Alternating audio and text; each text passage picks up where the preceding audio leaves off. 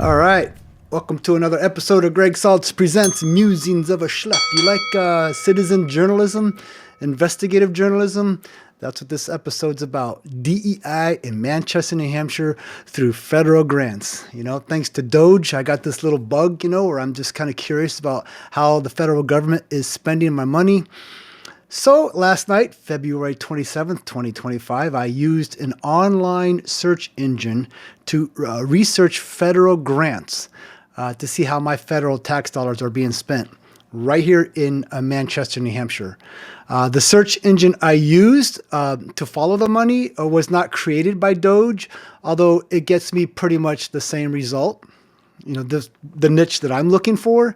It was a search engine created by an American civilian who she's a database expert. She created a portal using AI to search open data source expenditures from the federal government. And then when she finds something that's fishy, she exposes like fraud, waste, and abuse on Twitter. On a Twitter account, Data Republican, small r. I'll post images up here as I talk, her Twitter handle, and I'll get back to her in a second. So basically, last night, I typed into this search bar, that she created.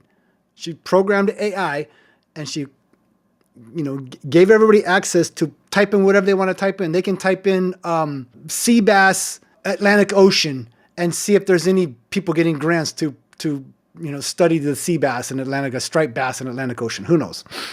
So I typed in DEI and New Hampshire. That's it, DEI, New Hampshire, and I hit the search bar, and to see if the tax money that I send to the federal government gets sent back to New Hampshire to promote racism and gender nonsense. That's not what I want my money being used for. And if anybody's got their finger on the pulse of society, they understand that the American people are sick of having this stuff jammed down their throat, being told over and over, you're racist, and then promoting all this bizarre stuff, just leading to mass psychosis. So I went down a rabbit hole, and I had time. And so I woke up this morning, and it was still gnawing at me. It bothered me what I found. I was texting a buddy of mine, and he was a little surprised. And so this morning, I texted him back, and I said, you know what, I'm going to make a video. And I did a deep dive, and I started, I'm not here to try to out anybody who's involved in these organizations that I'm going to mention.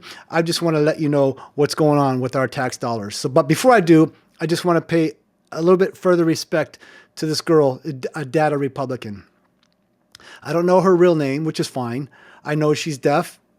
She's autistic, and she's concerned about how her money is being spent, like the rest of normal society. And I'm going to show you a video of her in a second.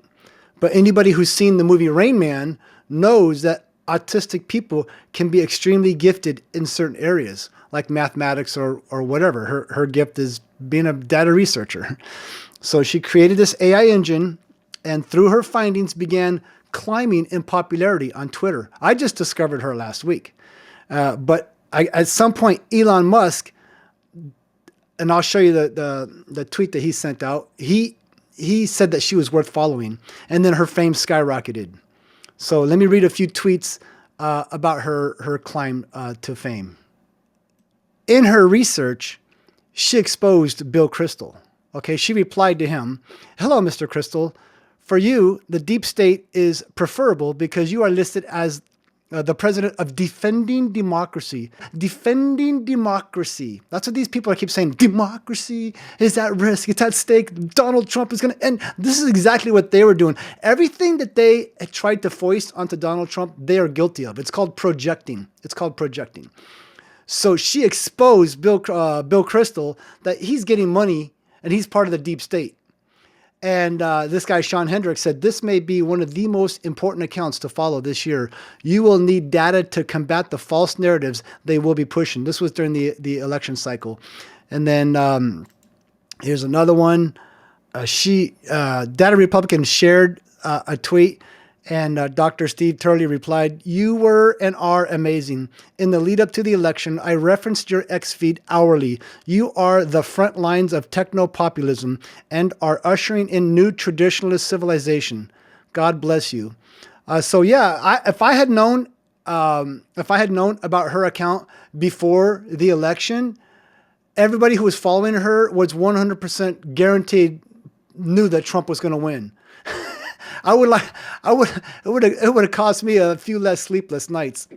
But we know that before Elon Musk bought Twitter, it was a censorship platform of the deep state. It was propaganda. And if you were influential in any way, but you are not a lemming part of groupthink, then you got shadow banned and you were part of the council. You were canceled. They are the cancel culture. Like the Stasi of East Germany, they would just, spy on you, not like what you say, and you're done. So I'm going to show a video of her, and so you can see how charming she is. If I had to guess, I would say it's over 100 billion.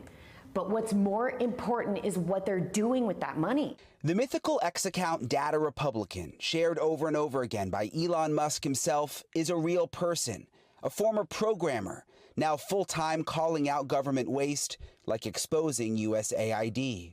How did you get the attention of Elon Musk? Honestly, I don't know. You'll have to ask him, but I'm great. What a doll face, huh? And even though that we were listening to her through a translator, you can tell what a sweetheart and how humble of a person she is. Unlike the ugly, mean people who immediately doxed her after she rose in fame and they realized she was influential. I mean, under the old Twitter, they would have canceled her like they did with Libs of TikTok. Libs of TikTok was just a Twitter account that they just kept showing videos of left-wingers on TikTok, and it just exposed what they were saying, and she got banned for that. Like, it's insane. So Elon Musk bought it. We got our freedom back, but they doxed her, and they're even going after her husband's small business. These people have no shame, just pure evil. And they're going after your children. They're going after your children. That's why I'm making this video, because these people don't have their ear to the ground. They're very sinister, very sinister. Nothing, I fear nothing will change them outside of faith, really. So anyhow, I typed in DEI and New Hampshire, and I found this, that the YWCA in Manchester over on Conker Street got a grant for $750,000 from Health and Human Services, the federal government, HHS. And it's for a program with the acronym ACERT, which stands for Adverse Child Experiences Response Team, ACERT.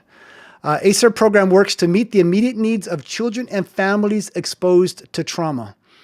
So if you're a child in a house and let's say your father's just got arrested for being a big drug dealer, and you've grown up watching drugs go on, or you live in a house where somebody died, or you never have food, and social services are constantly going over there trying to help you. The kids got some form of trauma in their life. So there's a program that was started to, okay, let's help these children. Let's nurture these kids through adolescence, get them onto adulthood so they're not suffering, mental illness going into their productive years of their life. This program was started by Laura Quiroga in 2015 in collaboration with the Manchester Police Department, the YWCA, and Amoskeag Health. I think she may have worked for Amoskeag Health at that time. I have to go back and double check. But it started growing in popularity. And so Chris Pappas, he liked the direction it was headed. So he brought Laura to, I think it was a State of the Union address after he introduced this ACERT program nationally, so grant money could go out nationally, and we can spread this program out nationally. And so just to give you an idea of what this program is, I'm going to show a little video right now that talks about the program, and you watch the video and you can say, wow, this is a great program. So here we go. ACERT stands for Adverse Childhood Experiences Response Team. We are a group of caring individuals that after we receive information that your family has just been through a critical incident, we would like to come out and better understand the dynamic of your family and the things that you might be experiencing to help assess any services that we may be able to offer your family and your children. They came to my home. There was a detective there who immediately went over to my children and made them feel really comfortable. So after the police initially respond to your home and help mitigate any crisis or experience that you might be going through, you will receive a phone call from our advocate, and that advocate will then start the process of us coming out to the home and meeting with you. After the team gets to talk with you for a little while and learn the ways that we may be able to help you through your situation, we will then be able to provide you with some appropriate referrals to some community-based support services. When you've gone through trauma, it's important to have a good support network. It was really a great experience because my children were in a situation that can be a little bit intimidating. A police officer is coming into your home, the advocates are coming into your home, we don't know them. The detective came over and played with my children and just made them feel at ease and comfortable. I was educated in ways that I can better help my family, and that is everything. One of the equine therapy programs that we work with is Upreach Therapeutic Riding Center in Goffstown, New Hampshire. They are an amazing group of individuals that are running equine programs for families of all ages. Your children will be out in the barn and in the stables working with the horses and the other team members. One of the other referrals that we're able to make for your family is the MPAL program. They have youth enrichment programs that are designed for children all the way from 5 to 18, and those programs are based on enrichment, growth, and working with peers. The detective had explained a program called MPAL, which my son, who is so shy, immediately lit up about and was excited. So the ACERT team genuinely transforms my view of why I got into law enforcement to begin with, was to genuinely help people through crisis and through things that they may be experiencing. Before the ACERT program, I felt like we weren't doing enough to help families. Since the ACERT program has been created, it allows us to immediately start connecting the family with services, immediately start helping create a solution for anything that they might be dealing with. Yeah, I mean, you can't beat that, right? Let's help the kids for sure. I remember years ago, I used to do Uber part-time. I was probably one of the first 5 Uber drivers in this city when it first came out. When it was like, nobody knew what the regulations were going to be. I mean, thankfully, Manchester took a let's look and see, sit back and watch approach to it. They weren't cracking down like a lot of communities because it just developed organically in the city. But anyhow, I remember giving kids rides to this horse farm out there, Goffstown, and it was paid by a third-party vendor. It wasn't paid by the kids' families, and I thought it was great. I thought it was cool. I went out there a few times, but so it's the YWCA that is getting this grant. So let's go to their website, since they're the ones that are getting the money, right? If you look at their website, first of all, you can see it's just promoting racism and like sexual orientation type stuff. And it doesn't even tell you what the acronym YWCA stands for. Young Women's Christian Association. Go ahead on their website. Look for that acronym to be spelled out. I couldn't find it. Young Men's Christian Association, YMCA, okay? But it's changed so much that I don't even think they're comfortable using the word Christian in their acronym when they spell it out. So, but anyhow, I want to say I do want to be sensitive to the LGBT community, because if that's the lifestyle you choose, but that's an adult decision that should never be discussed with children unless it's by a parent, and the parent is sensitive to the child's mental development. And I don't have a problem with helping children with trauma, obviously, but I have a problem with DEI being forced into the agenda. And you're going to see, I'm going to read to you the language of this grant, which is why I decided to expose this. But before I do, let me tell you who's promoting it. Who promoted this program once it started to get legs, right? Former California Surgeon General, Dr. Nadine Burke Harris. I've got notes here. I'm reading from my notes. Sorry if I keep looking away. But it helps me, you know. But how do I describe her? She's a mental health expert, but more specifically, she focuses on stress health through the lens of DEI, focusing on skin color. All of our brains are the same color. So if you have mental health, to me, it doesn't matter what color your skin is. But I've gone to enough web pages to see that this is her fixation in life. That was a red flag number one for me. Red flag number two, she was the doctor, Surgeon General of California during COVID. And her policies crippled that state. And I visited that state from top to bottom during COVID. And I saw firsthand the effects of what she did. And it economically crippled a lot of communities. Very draconian, very, very, very draconian. Chinese-style draconian by nature. Do you want to know how she obtained her privilege? She was a recipient of the Paul and Daisy Soros Fellowship that paid for her MD at UC Davis. Yeah, he's George Soros's older brother. It's red flag number 3.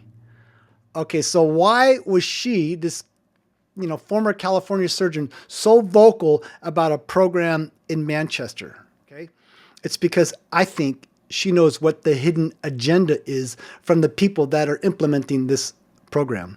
And I think she knows about the federal money being used and how she can have her vision spread across the whole country of DEI focusing on skin color rather than mental health. Skin color first, mental health second, and then the ulterior motives on down the line. So every federal grant needs to have a purpose and a quasi version of a mission statement, and it usually comes with strings attached, right? So this most recent $750,000 grant to the YWCA of Manchester for this ACERT program was given to, quote, expand ACERT to 10 additional New Hampshire communities.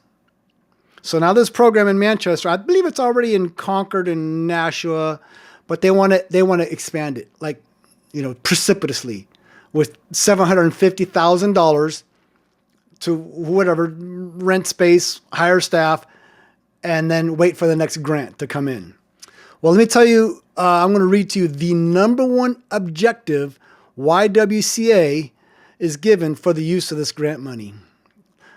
Here we go. YWCA aims to, quote, broaden services to include more culturally responsive offerings and streamline training for all ACERT partners to include diversity, equity, and inclusion in New Hampshire. So the YWCA and their partner, the Manchester Police Department and the Amoskeag Health Department, are all partners in ACERT, but they each have their own partners. So the YMCA has multiple partners that if you type in ACERT Manchester, the other organizations are going to pop up, and that acronym is going to pop up. So this money is to make all of those organizations DEI centric. Remember, this is a program to help kids with trauma. So based on the language of this grant, which I'm going to read some more here, it seems to me that the YWCA aims to groom minor children with the notion that America is racist. That appears to me that they're grooming children to hate America. And I'm going to show you some of the language. I'll show you some. Oh my gosh, I got so much to show you. We'll get there. So let me read you some more language of this grant. Okay, that's what I'm going to do. Goal number 2, expand services that are culturally responsive to BIPOC families and communities. BIPOC, BIPOC. Expand services that are culturally responsive to BIPOC families. So they want to expand mental health, but to BIPOC families. What is a BIPOC family? I've never heard of that phrase, so I looked it up. BIPOC is an acronym that stands for Black, Indigenous, and People of Color. This is supposed to be a mental health program for children. It's a term used to refer to racial and ethnic groups that have experienced systematic racism and cultural erasure. If there's any racism going on right now, it's being perpetrated by organizations who are getting grants to engage in systematic racism against non-BIPOC people. Oh, I typed in BIPOC somewhere earlier, sorry. So to reiterate, the purpose of BIPOC, according to a website, is to counter the violence. Counter the violence. What violence? The systematic racism. What systematic racism? Yours? And cultural erasure against Black and Indigenous people, to emphasize that systematic racism continues to oppress, invalidate, and deeply affect the lives of Black and Indigenous people, to build authentic and lasting solidarity among Black, Indigenous people of color, much like what Mayor Wu did in Boston when she had a Christmas party where no white people were invited. So the very people that are talking about inclusion are really excluding people. This is a program for kids that suffered trauma. And this is what they do. They take it, they take your money, and they do whatever they want. So here's my question as a Manchester taxpayer. Why is this race-based project, BIPOC, baked into the language of a federal grant that's intended to help Manchester children who've been traumatized by unfortunate circumstances in their lives? Let's go back to Laura, the girl who founded it. Does this explain why she chose to partner with the YWCA? Because they've been the same for a long, long time. That sign in front of YWCA has been there for a long time. And their values fit right in with the Concordia Lutheran Church Council, which you can do your own research and figure out why I brought that up at the same time I was talking about the founder. Have you looked at the YWCA website? I mean, look what it's focused on. Look at this. Skin color. It's inappropriate. They're brainwashing the children of Manchester to hate white people and to question their own sexuality. It's adults like that who are driving mental illness through the roof in this country. And who does YWCA partner with? Okay, here's one. Manchester True Collaborative. Oh, yeah. I don't even know how to describe this organization. I mean, I'll let you look at some of the images and you can see for yourself. But it looked like a drag queen show. Was it Veterans Park? Downtown Manchester? I mean, I'm sure there were children there. This is who you're going to partner with? The same group also has an LGB event for 14-year-old kids coming up this year at SNU. They're grooming children. They have also, if you go to their website, they use the YWCA building to have queer book clubs. Young women. These are not adults. These are young women. These are kids. And YWCA is going to partner with them to come in and read queer books to kids? On what planet is that appropriate? Is that why you send your daughter to YWCA? If so, it's child abuse. I mean, how does it not look like this grant is being used to groom children? I mean, anybody with an average IQ can see that the most vulnerable children are the ones who are the easiest to groom. And it seems like they're targeting these kids. And Chris Pappas thinks it's a good idea to expand this nationally. Come on, Chris. You can't spend 15 minutes on the internet and say, no, I'm not for this. Not in my name. Come on, Congressman. These people are going after your children. It reminds me of Michael Jackson, really. how he used to groom the parents.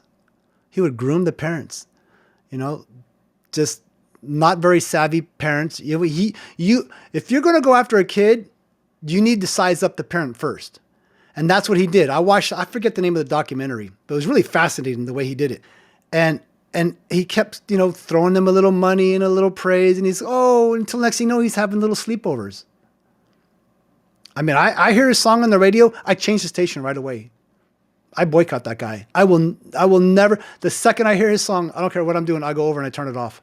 This is a Michael Jackson free house, man.